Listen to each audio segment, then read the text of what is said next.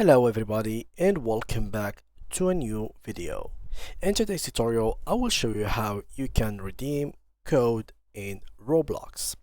First of all, you have to go to roblox.com/home. From there, make sure to log to your account as we have done this already. Now, once you have done this, all you need to do is to go ahead and click in here on the Roblox icon or the Roblox icon, and from there you will find three options: buy Robux, my transactions, and redeem Roblox codes. Now, after clicking on the third option, you will be taken to this page. In this page, you can redeem your code and paste it right in this area. After you redeem it and it was successfully redeemed, you will have then all your Robux shown in here so you can spend them in the marketplace. It is as simple as that. That was it for today's video guys, and see ya in the next video.